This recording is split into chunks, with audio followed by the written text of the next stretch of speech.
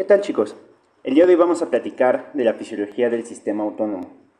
Como nosotros vimos durante las clases introductorias a la neurofisiología, habíamos visto que nuestro sistema nervioso central generalmente se va a dividir en dos grandes bloques. Vamos a tener un sistema nervioso central somático, que es el que hemos estudiado hasta el momento, donde hemos estudiado modalidades sensoriales y modalidades motoras, y el sistema nervioso autónomo. Entonces, mientras que el sistema nervioso somático se va a encargar fundamentalmente de funciones sensorimotoras, el sistema nervioso autónomo se va a encargar sobre todo de funciones de tipo visceral.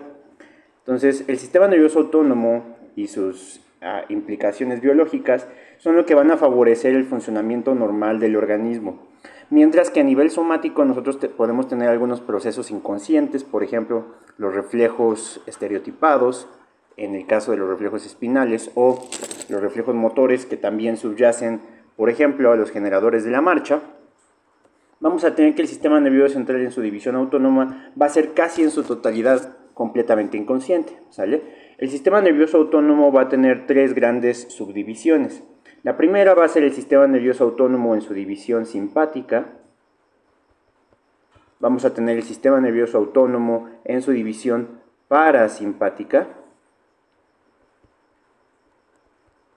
Y finalmente vamos a tener el sistema nervioso entérico, el cual, si bien algunos lo pueden considerar una extensión del sistema nervioso parasimpático y simpático en el sistema nervioso entérico, en realidad representa un conjunto de plexos específicos que se manifiestan en el sistema nervioso y que van a ser el objeto de estudio de la función motora del aparato gastrointestinal más adelante en el bloque de gastro, ¿sale?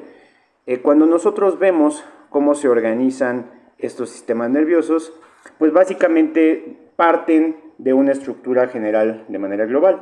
Nosotros vamos a considerar que las neuronas iniciales del sistema nervioso que se encuentran dentro de las diferentes porciones del sistema nervioso simpático y sistema nervioso parasimpático le vamos a llamar neuronas preganglionares. Entonces, cuando la neurona está en el sistema nervioso central, que se considera la primera neurona, vamos a llamarle a esta neurona preganglionar. Posteriormente, esta neurona preganglionar se va a conectar con una neurona que generalmente va a estar en un ganglio periférico. A esta neurona se le va a llamar neurona postganglionar y va a ser la neurona que va a ser efectora.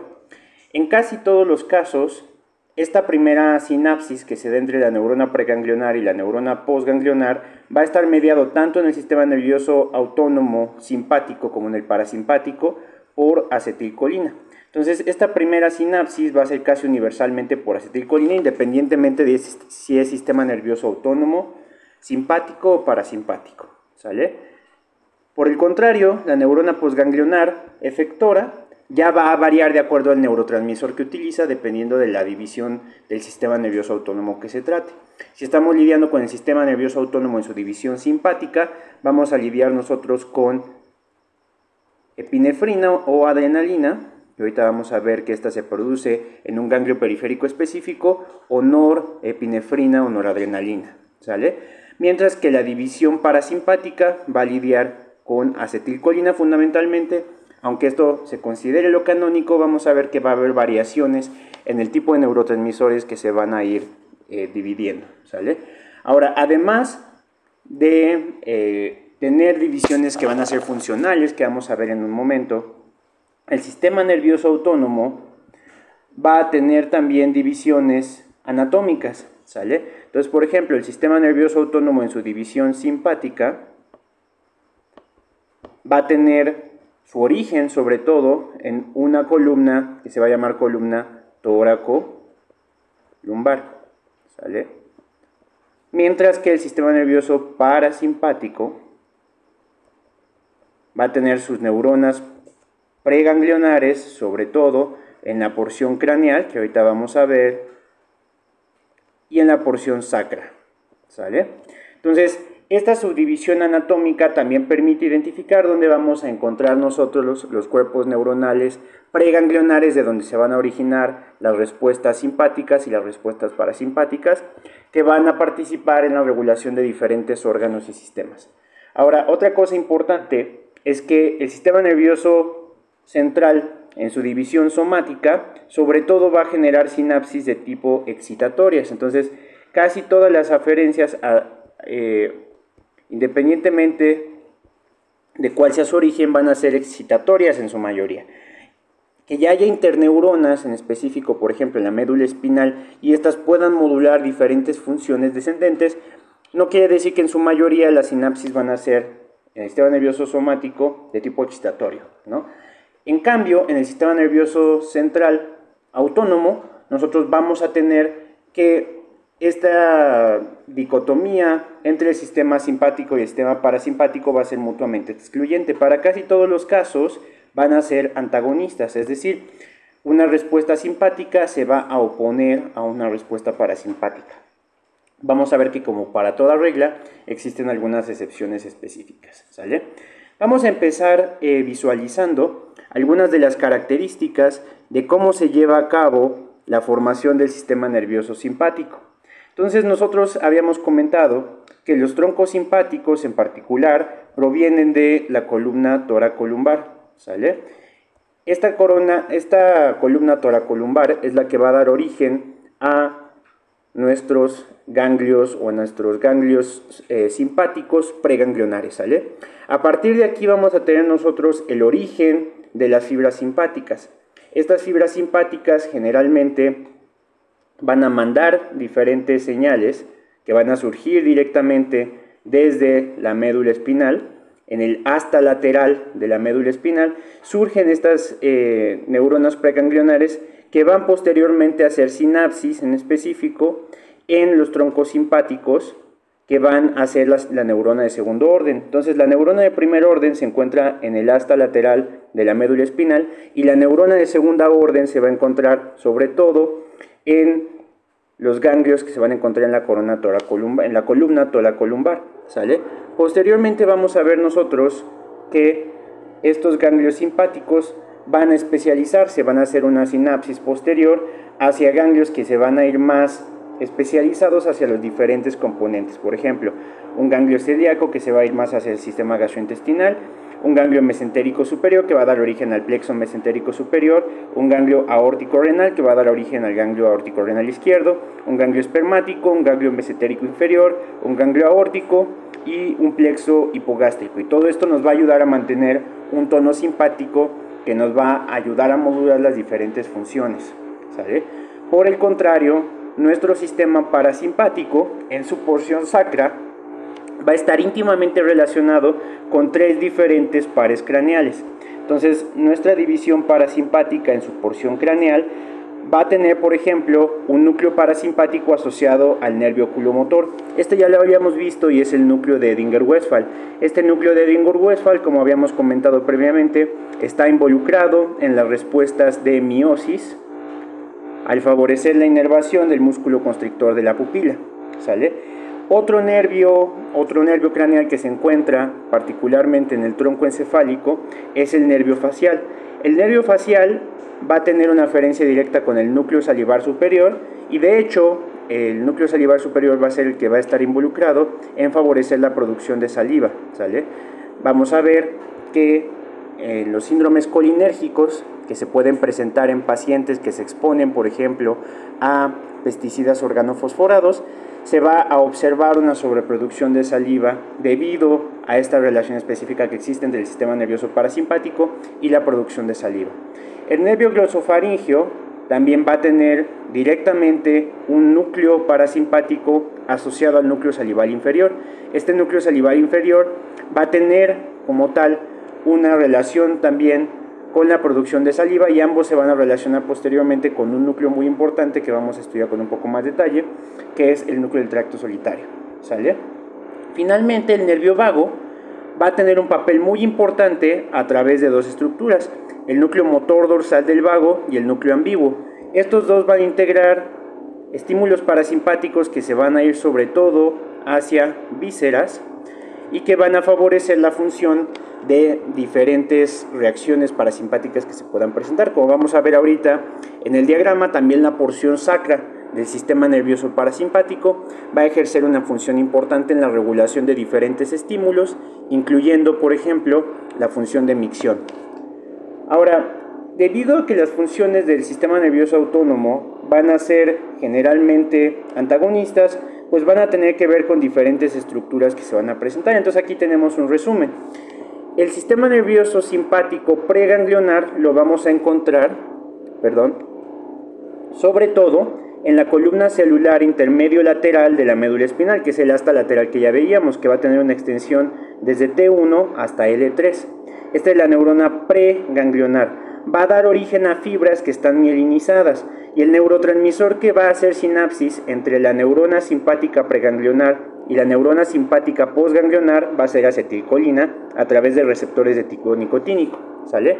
Posteriormente, la sinapsis de estas neuronas que surgen de la columna lateral de la médula espinal se van a ir directamente hacia los ganglios prevertebrales que ya vimos ahorita, y que no van a ser mielinizados. Estas fibras ya van a ser una neurotransmisión mediada por noradrenalina, activando receptores de tipo adrenérgico. Ahorita vamos a ver los receptores uno por uno, ¿sale?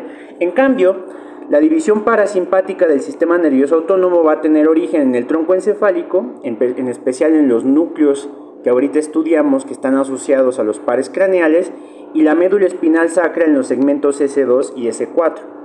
Estas van a estar mielinizadas de estas fibras preganglionares, y como habíamos dicho, tanto las fibras parasimpáticas preganglionares como las fibras simpáticas preganglionares van a tener como neurotransmisor acetilcolina, que va a señalizar a través de receptores nicotínicos.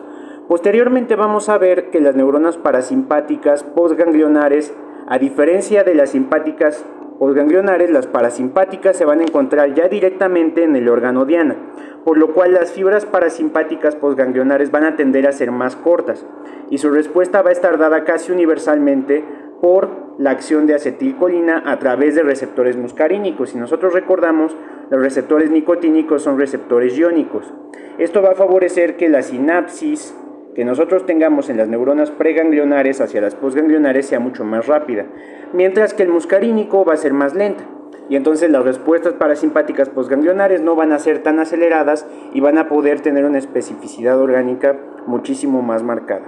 Ahora, debido a que nosotros estamos lidiando con dos neurotransmisores que van a tener distintas funciones, no solamente a nivel del sistema nervioso autónomo, sino también a nivel del sistema nervioso central, estas dos divisiones simpáticas y parasimpáticas van a presentar una diversidad funcional dependiendo el tipo de receptor que nosotros tengamos. Entonces, habíamos ya comentado un par de receptores de acetilcolina, que es el receptor muscarínico. Vamos a ver que los receptores nicotínicos van a tener dos isoformas, la isoforma N1 y la isoforma N2. Ambos van a reconocer como agonistas a la acetilcolina y van a favorecer, en el caso del sistema nervioso autónomo, la sinapsis de las neuronas preganglionares simpática y parasimpática, ¿sale? Posteriormente, de los receptores nicotínicos de acetilcolina, vamos a tener los receptores muscarínicos. En los receptores muscarínicos vamos a tener 5 subtipos, pero que se van a agrupar en dos grandes familias. Los receptores M1, M3 y M5 van a ser receptores acoplados a proteína G alfa Q. Si nosotros recordamos de nuestras clases de señalización, vamos a ver que estas proteínas de tipo G alfa Q lo que van a hacer es que van a señalizar a través de un mecanismo mediado por fosfolipasa C, ¿sale? Entonces fosfolipasa C va a hacer una escisión que va a partir a diacilglicerol y otra escisión que va a partir hacia inositol trifosfato. El diacilglicerol a su vez va a activar a la proteína sinasa C, y el inositol trifosfato va a aumentar la concentración de calcio intracelular, ¿sale? Entonces los receptores muscarínicos de tipo M1, M3 y M5 van a actuar a través de estos receptores de tipo G alfa Q, ¿sale? Por el contrario, nosotros vamos a observar otra familia de receptores muscarínicos, donde se van a encontrar el receptor muscarínico M2 y el receptor muscarínico M4. Esos van a actuar a través de proteínas G alfa I y G alfa O. En general, como nosotros recordamos de las clases de señalización intracelular, las proteínas G alfa I lo que van a hacer es que van a inhibir a adenilato ciclasa. Entonces, al inhibir adenilato ciclasa, su efecto neto va a ser disminuir la concentración de AMP cíclico. Al disminuir la concentración de AMP cíclico se va a disminuir la actividad de pKa con todo lo subsecuente que ocurre hacia abajo, ¿sale? Entonces vamos a ver que estos son los receptores de tipo M2 y M4.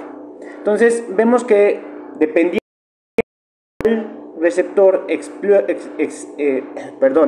cuál receptor exprese cada uno de los tejidos, vamos a ver una actividad diferencial dependiendo si es G-alfa-Q o si es G-alfa-I.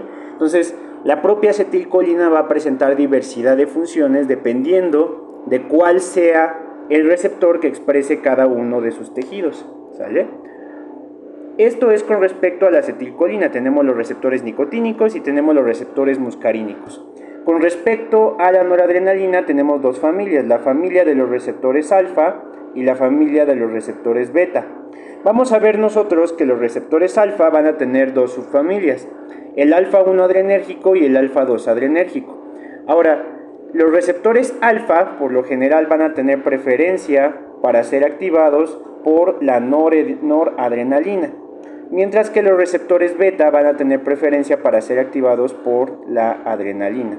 Ahora, si nosotros recordamos de las clases de neurotransmisión, la adrenalina solo se produce a nivel periférico, mientras que la noradrenalina solo se produce a nivel central, ¿sale? Entonces, estos receptores alfa-1 y alfa-2 adrenérgico también van a tener una función distinta. Alfa-1 adrenérgico va a estar acoplado a G-alfa-Q, entonces se va a parecer muchísimo a este receptor. Entonces aquí teníamos M1, M3, M5 y también dentro de los receptores adrenérgicos va a entrar ahorita el receptor alfa-1, ¿sale? Tenemos también a nuestro receptor alfa-2 y el receptor alfa-2 adrenérgico va a actuar a través de una subunidad G-alfa-I, cuyo efecto va a ser disminuir el AMP cíclico. Entonces, al igual que los receptores de tipo M2 y M4, receptores de tipo alfa-2 van a recibir también actividad simpática que va a actuar mediante esta vía, ¿sale? En cuanto a los receptores beta, nosotros vamos a tener tres receptores. El receptor beta-1 adrenérgico va a tener una subunidad G-alfa-S. Entonces ya hablamos de la G-alfa-I, ya hablamos de la G-alfa-Q, vamos a mencionar brevemente nada más la G-alfa-S. Entonces la subunidad G-alfa-S va a ser exactamente lo opuesto de lo que va a ser la subunidad G-alfa-I.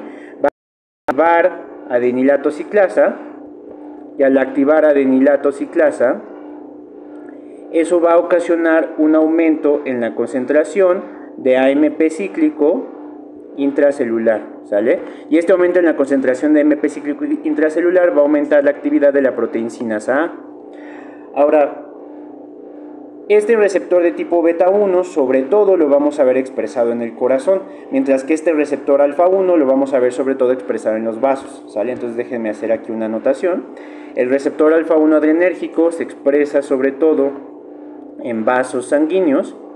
El receptor alfa-2 adrenérgico en una sinapsis se va a expresar sobre todo en neuronas presinápticas, es decir, va a modular a la neurona antes de la sinapsis, mientras que los receptores beta-1 adrenérgicos se van a expresar sobre todo en, como vamos a ver más adelante en el bloque de cardio, en el corazón, ¿sale? Sobre todo en células contráctiles y también va a participar en células que hacen despolarización automática, ¿sale? El receptor beta-2 adrenérgico va a actuar también a través del receptor beta 1, ¿sale? Entonces beta 1 y beta 2 van a hacer actividad a través de receptores de tipo G-alfa-S. Entonces, como podemos ver aquí, el beta 1 adrenérgico actúa a través de G-alfa-S, el beta 2 adrenérgico actúa a través de G-alfa-S y el beta 3 adrenérgico también va a activar a través de una proteína de tipo G-alfa-S, ¿sale? Entonces, básicamente todos los receptores beta van a actuar a través de receptores G-alfa-S. Ahora, el receptor beta 2 adrenérgico, así como el beta 1 se expresa en el corazón, el beta 2 se va a expresar sobre todo en músculo liso bronquial. Entonces, un fármaco como lo es el salbutamol va a favorecer activación del receptor beta 2 adrenérgico. Con esto va a favorecer relajación del músculo liso bronquial, ¿sale? Y entonces va a ser broncodilatador. El receptor beta 3 adrenérgico se va a expresar en el tejido adiposo pardo. Como vamos a ver en el bloque de endocrino, el tejido adiposo, sobre todo el tejido adiposo pardo, es termogénico. Antes se pensaba que el tejido adiposo pardo era exclusivo de neonatos y que después lo perdíamos. Si bien la cantidad de tejido adiposo pardo que se expresa en el adulto es mucho menor, vamos a ver nosotros que el tejido adiposo pardo va a ser un marcador de salud metabólica, y entre más tejido adiposo pardo exprese una persona, va a tener mucha mejor salud metabólica, ¿sale? Entonces, la diversidad de los receptores es lo que le va a dar especificidad al sistema nervioso autónomo. Y entonces vamos a tener nosotros que, si nosotros resumimos globalmente cómo se comportan estas divisiones del sistema nervioso autónomo, más o menos vamos a ver algo de esta característica. Entonces, el sistema nervioso somático tiene una neurona directamente en el sistema nervioso central que va a mandar, por ejemplo, una aferencia directamente hacia el órgano diana, que es el músculo esquelético, y va a ejercer una función. Mientras tanto, el sistema nervioso autónomo, en su división parasimpática, va a mandar una fibra preganglionar que va a hacer sinapsis directamente en los ganglios. Recordemos que los parasimpáticos están mucho más cerca de los órganos y por lo tanto sus fibras son más cortas, y va a favorecer la liberación de acetilcolina. Esa liberación de acetilcolina en la neurona postganglionar va a mandar una segunda aferencia que posteriormente va a liberar nuevamente acetilcolina y va a activar receptores de tipo muscarínico que, dependiendo si son M1 hacia M5, van a tener diferente función. Sobre todo se expresan en músculo liso, en músculo cardíaco y en diversas glándulas. El sistema nervioso simpático generalmente va a tener una fibra preganglionar en la columna toracolumbar de la médula espinal. Van a hacer una sinapsis que en el ganglio de la columna toracolumbar va a hacer una primera sinapsis por acetilcolina hacia la neurona postganglionar. La neurona postganglionar posteriormente va a liberar noradrenalina, y la noradrenalina va a activar receptores de tipo alfa y beta adrenérgicos. Vamos a ver que existe una glándula que se expresa, déjenme borrar nada más esta línea verde que se hizo.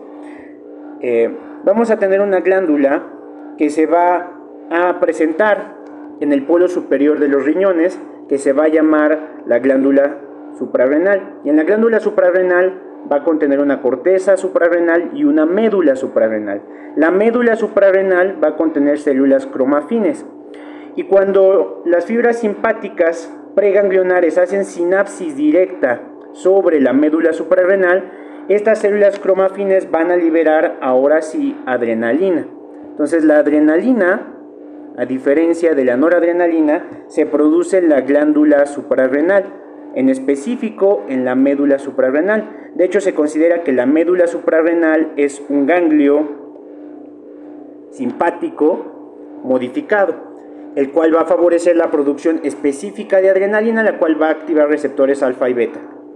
Entonces, mientras que la noradrenalina se produce solo en el sistema nervioso central, la adrenalina solo se va a producir en la médula suprarrenal, y la médula suprarrenal va a actuar como una neurona postganglionar que va a favorecer la liberación de adrenalina, y en este caso esta va a actuar como una hormona endocrina, ¿sale? No solamente como un neurotransmisor, y esto lo vamos a retomar de nueva cuenta cuando estemos viendo estas características en el bloque de endocrino, ¿sale? Entonces, vamos a ver que el sistema nervioso autónomo, en su división simpática y parasimpática, van a tener un montón de actividades y funciones en diferentes órganos y tejidos. Vamos a empezar platicando por la división simpática. La división simpática, recordemos, va a tener origen en la columna toracolumbar. Esta columna toracolumbar va a hacer sinapsis en los ganglios cervicales y en la cadena simpática, y va a favorecer diferentes funciones que van a ser muy variadas. Por ejemplo, si nosotros nos vamos a la pupila, el sistema nervioso simpático va a favorecer dilatación de la pupila. A esto clínicamente se le conoce como midriasis, ¿sale? Entonces, el sistema nervioso, déjenme ver si puedo hacer un poquito más delgado eso, solo denme un segundo. Ya. El sistema nervioso simpático va a favorecer midriasis, ¿sale? Ahora, si nosotros nos vamos un poquito más hacia abajo, las glándulas salivales van a ser estimuladas por noradrenalina y van a favorecer salivación. De hecho, esta es una de las únicas áreas de intersección entre el sistema nervioso parasimpático y simpático. Tanto la estimulación parasimpática como la estimulación simpática estimulan la salivación. Sin embargo, la va a estimular en mucha mayor medida la estimulación parasimpática. Ahora, otro de los órganos diana de la división simpática va a ser los vasos sanguíneos. En los vasos sanguíneos va a inducir vasoconstricción, ¿sale? Va a favorecer vasoconstricción disminuyendo la luz o el radio de nuestros vasos sanguíneos y por lo tanto aumentando la presión arterial. Otra de las funciones que va a ejercer el sistema nervioso autónomo en su división simpática es que va a favorecer piloerección. A todos nos ha pasado que se nos pone la piel de gallina. La piel de gallina es resultado de una respuesta simpática, ¿sale? En el sistema respiratorio habíamos mencionado que se expresan receptores de tipo beta 2. Estos receptores de tipo beta 2 adrenérgico que se expresan en el músculo lisobronquial va a favorecer broncodilatación a través de la acción de noradrenalina. Entonces la noradrenalina va a causar broncodilatación, ¿sale? Si nos vamos hacia las glándulas sudoríparas, el sistema nervioso simpático va a favorecer secreción de las glándulas sudoríparas y por lo tanto va a favorecer la producción de sudor. Entonces va a ser sudoríparo. En su estimulación directa hacia el corazón acelera el ritmo cardíaco y aumenta la fuerza de los latidos. A eso se le llama cronotropismo positivo e inotropismo positivo. Esto sobre todo se da a través de la acción del receptor beta 1. Si nosotros hacemos sinapsis, por ejemplo, en el ganglio celíaco, la noradrenalina va a inhibir la digestión y va a favorecer en diferentes medidas la modificación de la secreción del páncreas y de la vesícula biliar. Si nos vamos hacia el hígado, la norepinefrina va a estimular la producción y la liberación de glucosa. Esto se vuelve muy importante durante la hipoglucemia, donde la norepinefrina va a oponerse a la hipoglucemia favoreciendo gluconeogénesis, ¿sale? Hacia la glándula suprarrenal, que habíamos visto hace un momento, actúa como un ganglio o como una neurona postganglionar, se va a favorecer la producción de adrenalina. Además, como inhibe la digestión, también va a inhibir la función y la motilidad gastrointestinal, la noradrenalina. Si nos vamos un poquito más hacia abajo, la división simpática va a favorecer relajación de la vejiga urinaria. De hecho, los fármacos que sirven para tratar la retención urinaria asociada a la hiperplasia prostática actúan a través de receptores de tipo alfa 1 adrenérgicos, ¿sale? A nivel de los órganos reproductivos, el sistema simpático va a favorecer la eyaculación, ¿sale? Y también a nivel del aparato reproductor femenino va a estimular la contracción de músculo liso uterino. Como vemos, las funciones de la división simpática son sumamente diversas.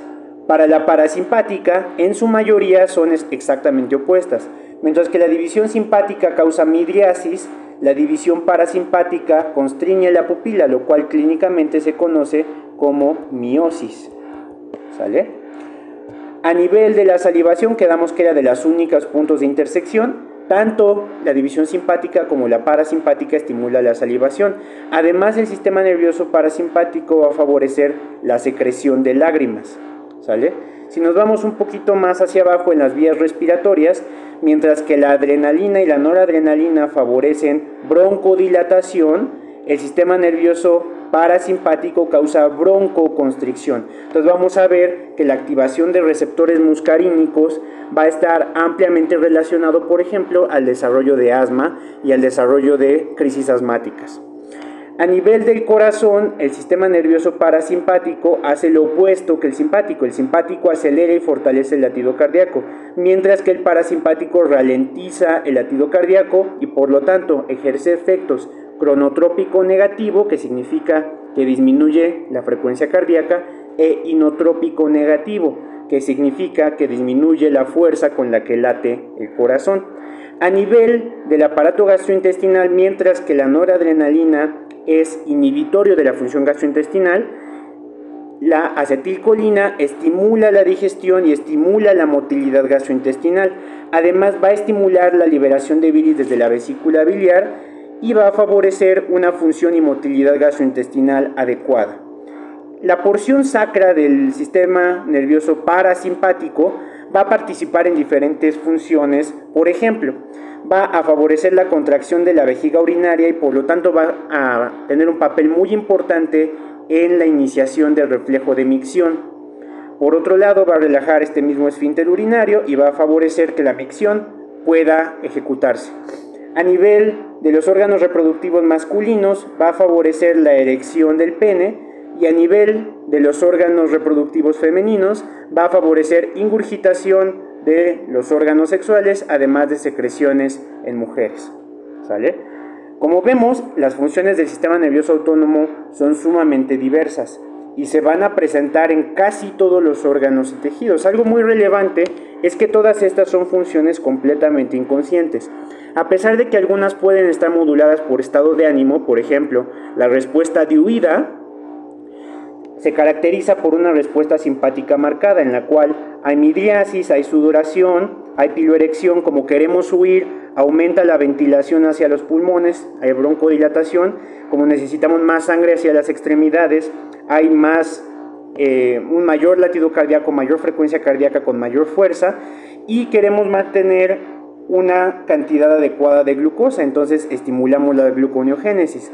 Todo eso va en línea con una respuesta de huida. ¿Sale? Entonces va a haber momentos donde va a haber una integración muy importante o una descarga simpática significativa, y va a haber momentos donde se pudiera presentar una respuesta parasimpática significativa, que es lo que nosotros vamos a ver, por ejemplo, cuando se presenta una respuesta vagal, ¿no? Que generalmente puede ser patológica. Ahora, a pesar de que desde un punto de vista canónico, en el sistema nervioso autónomo nosotros tengamos a la epinefrina y a la acetilcolina como los dos neurotransmisores más importantes, no van a ser los únicos que se liberen a través de las neurotransmisiones simpáticas y parasimpáticas. Por ejemplo, tenemos aquí una terminal presináptica de una neurona simpática, ¿sale?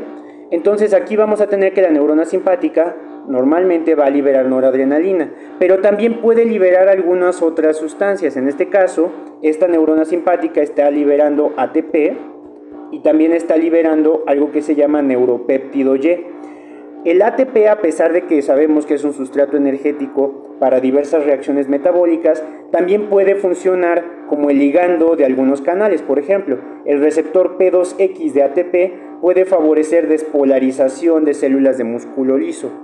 Por otro lado, la noradrenalina puede activar un receptor alfa-1 adrenérgico y potenciar un aumento de la concentración de calcio intracelular. Y acá tenemos que la misma neurona presináptica simpática libera neuropéptido Y, activa el receptor Y1 y esto aumenta el calcio intracelular. Los tres van a potenciar este mismo efecto. Por lo tanto, van a mantener por muchísimo más tiempo la contracción muscular del músculo liso, por lo cual la liberación de neurotransmisores adicionales va a favorecer mayor especificidad y una temporalidad mucho más prolongada de las respuestas del sistema nervioso autónomo. En particular, aquí vimos la de la división simpática. Sin embargo, en la división parasimpática observamos lo mismo. Aquí tenemos una neurona postganglionar que libera acetilcolina. La acetilcolina va a estar viajando directamente hacia los receptores muscarínicos, que ya sabemos que a través de inositol trifosfato aumentan la concentración de calcio intracelular. Y esto también puede favorecer segundos mensajeros o segundos neurotransmisores relevantes. Por ejemplo, la neurona postganglionar puede liberar óxido nítrico, y este mismo óxido nítrico se puede producir a nivel del endotelio. Ambos pueden favorecer la relajación del músculo liso y por lo tanto favorecer vasodilatación, ¿sale? Entonces, en este caso, a nivel de las neuronas postganglionares parasimpáticas se puede liberar el óxido nítrico y se puede liberar también otras como el péptido intestinal vasoactivo. Este péptido intestinal vasoactivo sobre todo va a actuar en los órganos gastrointestinales y, como vamos a ver más adelante, puede jugar un papel importante en la relajación del esfínter esofágico inferior, el cual cuando se altera puede ocasionar reflujo gastroesofágico, ¿sale? Entonces, en este caso, la acetilcolina va a coliberar óxido nítrico y péptido intestinal vasoactivo, y ambos van a favorecer una mayor relajación del músculo liso, por ejemplo. Y esto nos va a dar una mejor función de la respuesta parasimpática. Entonces, tanto el sistema nervioso autónomo en su división simpática como el sistema nervioso parasimpático van a favorecer la liberación de neurotransmisores adicionales que van más allá de los canónicos para potenciar las respuestas que nosotros vamos a observar. Ahora, hemos hablado de que el sistema nervioso autónomo genera respuestas autónomas, es decir, independientes de la cognición, independientes de la conciencia o de estímulos sensoriales. Sin embargo, la corteza cerebral sí va a tener una función directa sobre la función autonómica, y esto queda muy claro cuando nosotros observamos algunos estados de ánimo que pueden modificar la función autonómica. Habíamos hablado de una reacción de huida. Entonces, por ejemplo, el miedo inicia una respuesta de lucha o huida que nos va a dar una respuesta simpática. Una crisis de pánico, por ejemplo, que esto se da por una modulación cortical específica, inicia la activación de la división simpática, aumenta la respiración y genera una sensación de asfixia, todo debido a una activación del sistema nervioso autónomo. El estrés emocional, por ejemplo, el primer día en el laboratorio o el primer día en la carrera de medicina, puede inducir una vasodilatación masiva e incluso hipotensión, lo cual puede causar un desmayo o un síncope vasovagal asociado a estrés. Una crisis convulsiva que se da por una actividad eléctrica aumentada puede inducir muerte súbita debido a que puede causar una eferencia simpática masiva, ocasionando arritmia, o puede suprimir completamente la función respiratoria, causando una apnea. El estrés crónico también puede dar lugar a úlceras pépticas por el aumento de la secreción de ácido gástrico debido a la activación de vías autonómicas en el sistema nervioso autónomo. Cuando nosotros no dormimos, por ejemplo, puede haber alteraciones en la termorregulación y por eso sentimos frío. Y también puede haber alteraciones en el control cardiovascular, por eso nos sentimos inquietos, ansiosos, porque no dormimos bien. De hecho, si nosotros dejamos de dormir lo suficiente, puede ocasionar muerte porque perdemos la capacidad de termorregularnos debido a que se pierde la capacidad de que el sistema nervioso autónomo ejerza funciones vasomotoras que modifiquen la temperatura corporal. La actividad cognitiva, por ejemplo, puede iniciar el despertar sexual, lo cual se puede dar por activación autonómica, o el nerviosismo, por ejemplo, antes de un examen, puede activar vías parasimpáticas que causen diarrea. ¿Sale? Ahora, existen ciertas funciones viscerales que sobrepasan la función cortical, es decir, van más allá de la cognición. Aquí nosotros, cuando tenemos estas respuestas viscerales moduladas por el sistema nervioso autónomo, no parece importar nada más. Por ejemplo, cuando tenemos hambre dejamos de pensar, dejamos de funcionar y hasta no queremos movernos. Cuando tenemos náuseas tampoco podemos pensar ni hacer nada, lo mismo cuando no podemos respirar o cuando tenemos un dolor muy fuerte. Cuando tenemos también cambios de temperatura muy importantes, no importa cuánto lo intentemos, la función cortical no se va a dar, y esto es porque todos estos son estímulos de supervivencia. Algunos nos indican que necesitamos comer, otros nos indican que algo está bastante mal, ¿sale? Entonces suspenden otras funciones corticales para darle prioridad a estas reacciones autonómicas que nosotros vamos a estar observando, ¿sale?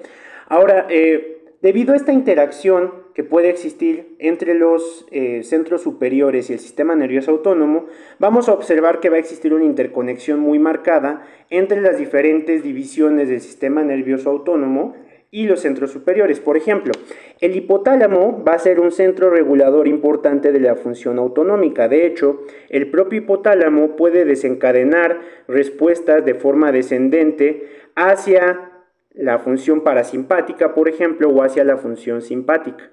Y vamos a tener también nosotros que algunas vías ascendentes pueden modificar la forma en que se dan reflejos. Por ejemplo, el sistema nervioso entérico puede mandar información a través del nervio vago y mandar respuestas a través del propio nervio vago. Estos se llaman reflejos vagovagales y son específicos del sistema nervioso autónomo. Podemos tener, por ejemplo, que algunas aferencias del tracto gastrointestinal pueden modificar respuestas de neuronas autonómicas en la columna lateral, en específico de tipo simpáticas. ¿Sale? Entonces, esta interrelación que existe entre centros superiores como el telencéfalo y en particular el hipotálamo y algunas asas reflejas descendentes nos van a demostrar que existen algunas conductas estereotipadas dentro de nuestro sistema nervioso autónomo. Ahora, para que nosotros entendamos cómo se dan estos ejes, vamos a ver algunos ejemplos para verlo con detalle. Aquí tenemos una estructura de cómo se lleva a cabo la micción, ¿sale? Tenemos nosotros nuestra vejiga y la vejiga va a tener un músculo que es el detrusor. Cuando existe una distensión del músculo detrusor, el nervio pélvico va a mandar información sensorial a través del ganglio de la raíz dorsal que va a actuar directamente en los plexos sacros parasimpáticos. Estos plexos sacros parasimpáticos, por un lado, van a actuar a través del nervio pélvico y van a activar respuestas muscarínicas que van a favorecer la contracción del músculo detrusor y van a iniciar la micción. Por otro lado, vamos a tener nosotros que estas mismas neuronas pueden generar, o esta misma aferencia de contracción de nuestra vesícula puede mandar una aferencia superior hacia la sustancia gris periacueductal. Esta sustancia gris periacueductal está relacionada sobre todo con estímulos que tienen que ver con actividad sexual y con actividad miccional, ¿sale? Entonces la sustancia gris periacueductal va a mandar una señal hacia el centro de micción que está en el puente, se llama núcleo de Barrington. Este núcleo de Barrington va a mandar una reacción descendente y esta reacción descendente va a activar, por ejemplo, núcleos simpáticos en la columna lumbar que van a mandar a través del nervio hipogástrico una señal que va a actuar a través de los receptores alfa 1 y a través de los receptores beta 3 que van a favorecer la micción. Y por otro lado, van a mandar una aferencia descendente que va a inhibir al núcleo de Onuf. Este núcleo de Onuf activa al nervio pudendo, que va a regular el tono del esfínter externo. Este esfínter externo es músculo estriado y por lo tanto al inhibir a este núcleo de Onuf favorecemos que una vez que se contraiga la vejiga podamos llevar el reflejo de micción. Entonces aquí vemos una integración simpática y parasimpática para llevar a cabo un ejercicio común, que es el de llevar a cabo la micción, ¿sale? Acá tenemos otro tipo de reflejo que se puede presentar durante una reacción autonómica. Este se llama el reflejo baroreceptor. Entonces los baroreceptores se van a encontrar en diferentes estructuras, pero uno que es de particular importancia se encuentra en el seno carotídeo. El seno carotídeo va a sensar, por ejemplo, disminuciones de la presión arterial o aumentos de la presión arterial y van a activar baroreceptores que van a favorecer una activación del núcleo del tracto solitario. Este núcleo del tracto solitario va a integrar un montón de estímulos que tienen que ver con funciones autonómicas, ¿sale? Y van a modular a través de diferentes vías, por ejemplo, la activación, si la tensión arterial está baja, va a aumentar la frecuencia cardíaca y con eso va a aumentar el gasto cardíaco, lo cual puede mantener la tensión arterial. Por otro lado, va a mandar una respuesta parasimpática que se va a inhibir y va a favorecer un aumento en la resistencia de los vasos debido a que la función parasimpática causa vasodilatación. Si la inhibo, voy a tener vasoconstricción. Entonces, el efecto neto baroreceptor va a ser la activación por una disminución de la tensión arterial, aumenta la frecuencia cardíaca y causa un aumento de la tensión arterial por una modificación de la resistencia de los vasos arteriales, ¿sale? Ahora, otra función que es muy interesante es la que ocurre con el sistema simpático, en particular en la forma en que se lleva a cabo la inervación del ojo, ¿sale? Entonces vamos a tener nosotros que el hipotálamo, que habíamos hablado de que es un centro regulador importante de la función autonómica, puede mandar neuronas descendentes que pueden modificar la función autonómica simpática que inerva al ojo. Entonces, ¿cuál es la función autonómica simpática que inerva al ojo? Bueno, van a inhibir el músculo liso del párpado. El músculo liso del párpado generalmente se va a levantar con función simpática. ¿Qué pasa cuando tengo un síndrome de Horner? Ya habíamos hablado alguna vez del síndrome de Horner, y el síndrome de Horner se da cuando nosotros tenemos una disminución de la función simpática debido generalmente a un tumor que presiona sobre la corona toracolumbar.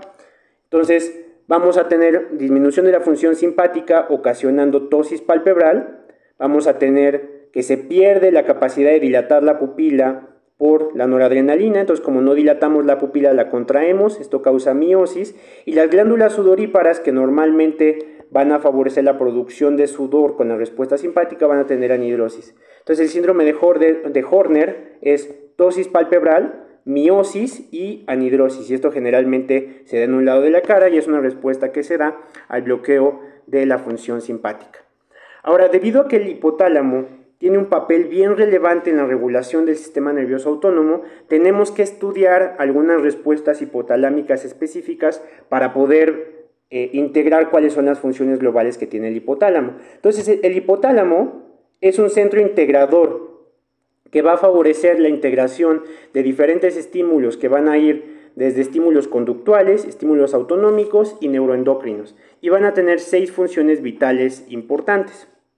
Entonces, por un lado, el hipotálamo va a regular la presión arterial y la composición de electrolitos. Entonces vamos a hacer aquí un diagrama y ponemos que nuestro hipotálamo va a regular la tensión arterial y el equilibrio hidroelectrolítico. En particular, esto lo va a hacer regulando diferentes comportamientos, por ejemplo, el estímulo de la sed, el apetito por la sal y la tendencia a buscar líquidos, es decir, la sed, van a estar regulados todos por el hipotálamo. Y el núcleo que va a estar involucrado con la regulación de la tensión arterial y el equilibrio electrolítico modulando la reacción de la sed va a ser el núcleo paraventricular. Entonces el núcleo paraventricular del hipotálamo va a tener un papel muy importante, ahorita vamos a ver con más detalle en la regulación de la sed. Otra de las funciones en donde va a participar importantemente el hipotálamo es en la regulación de la energía y del metabolismo, en particular con el hambre y la saciedad, ¿sale? Entonces, básicamente, esta región del hipotálamo, que es el núcleo acuato y el núcleo paraventricular, van a tener una función importante regulando la ingesta y la saciedad. Vamos a ver esto con mucho más detalle cuando entremos al bloque de endocrinología. Además, el hipotálamo puede guiar respuestas reproductivas. Esto es a través del núcleo preóptico medial, el núcleo ventromedial y los núcleos premamilares. Estos núcleos hipotalámicos van a favorecer respuestas sexuales y también, sobre todo en animales, respuestas que tienen que ver con la crianza y con el cuidado de las crías, ¿sale? Van a tener una regulación importante a través de hormonas esteroideas de tipo sexual y van a regular también conductas de apareamiento. Otra función que va a tener, entonces aquí me faltó poner reproductivo, ¿sale? Otra función que va a tener el hipotálamo, que va a ser muy importante, va a tener que ver con la regulación de la temperatura corporal. Ya habíamos visto que, por ejemplo, durante la hipotermia gana prioridad por sobre todo, ¿sale? Entonces, el hipotálamo va a modificar el comportamiento termorregulador y va a favorecer la conservación de calor en el organismo, modificando la secreción de hormonas que influencian la tasa metabólica basal. Esto se va a dar a través del área preóptica del hipotálamo, ¿sale? Entonces, vamos a regular también la temperatura, ¿sale? Por otro lado, vamos a ver que el hipotálamo va a tener un papel importante regulando el comportamiento defensivo y agresivo. De hecho, el hipotálamo va a participar de manera importante en las respuestas de pelea o huida, sobre todo cuando se presentan depredadores.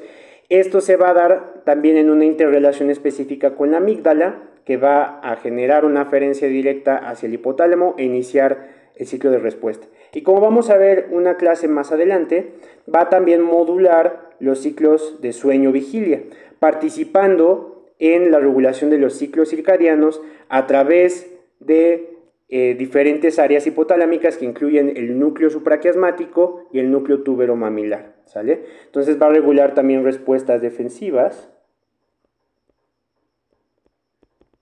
y el sueño, ¿sale? Entonces, como la porción energética la vamos a ver en endocrino, la porción de la tensión la tensión de la temperatura y la energía las vamos a ver en endocrino y la del sueño la vamos a ver más adelante, vamos a platicar nada más brevemente de un par de reacciones en las que se involucra el hipotálamo que son bastante relevantes. Este es el estímulo de la sed, ¿sale? Entonces, el estímulo de la sed en el hipotálamo va a recibir señales de diferentes lados. Por ejemplo, va a recibir señales de la boca, de la garganta y de las vísceras, sensando, por ejemplo, resequedad en la lengua. Esto va a viajar a través de nervios craneales vago y glosofaringio, que van a hacer una integración en el núcleo del tracto solitario y van a viajar directamente hacia el hipotálamo. Por otro lado, Hay sensores de presión que sensan, por ejemplo, que disminuye la tensión arterial. Cuando baja la tensión arterial, eso nos indica que no hay suficiente volumen. Y otra hormona que se llama angiotensina nos va a indicar que existe una disminución del volumen circulante. Cuando disminuye el volumen circulante, aumenta la osmolaridad. Entonces, la osmolaridad también va a ser sensada por estructuras hipotalámicas. Las estructuras hipotalámicas que sensan sed son varias. Por un lado, vamos a tener el órgano subfornical, ¿sale? Entonces, el órgano subfornical y el órgano vasculoso de la lámina terminal van a ser dos estructuras hipotalámicas que van a sensar cambios en la osmolaridad y van a favorecer la activación del núcleo paraventricular y el núcleo supraóptico, que posteriormente van a liberar una hormona que se llama vasopresina, y la vasopresina va a jugar un papel importante en la regulación de la sed y en la retención de agua a través del riñón. Entonces, esta es una forma, por ejemplo, en la que el hipotálamo sensa la osmolaridad sérica y con eso favorece un estímulo de la sed, pero también regula el volumen circulante. Con respecto al hambre, como comento, no vamos a entrar en mucho detalle, pero, por ejemplo, cuando nosotros tenemos un estímulo de hambre, esto va a favorecer una aferencia directa a través de neuronas somáticas y del nervio vago que se va a integrar en el núcleo del tracto solitario. Este núcleo del tracto solitario va a modificar la conducta de alimentación en el hipotálamo lateral, por ejemplo, y va a favorecer ya sea la búsqueda de comida o la saciedad. Hay diferentes hormonas que participan en todo este proceso y por eso vamos a ver con mucho más detalle todo esto cuando lo veamos en el bloque de endocrino. También el hipotálamo va a tener funciones reguladoras de diferentes hormonas. Como vamos a ver, el área paraventricular del hipotálamo va a tener una función importante para liberar diferentes hormonas. Aquí tenemos algunas hormonas como la oxitocina, como la vasopresina, la hormona liberadora de corticotropina, la hormona liberadora de tirotropina y la somatostatina, todas las cuales son liberadas por el hipotálamo, pasan hacia la hipófisis y pueden favorecer la liberación de otras hormonas o respuestas sistémicas específicas. Esto lo vamos a ver también con más detalle cuando entremos en el bloque de endocrino. Pero entonces el hipotálamo va a ser un regulador importante del sistema nervioso autónomo y el sistema nervioso autónomo va a jugar un papel crucial en la regulación de las funciones orgánicas simples y en el mantenimiento de la vida en general. Muchísimas gracias, chicos, y espero que tengan un muy buen día.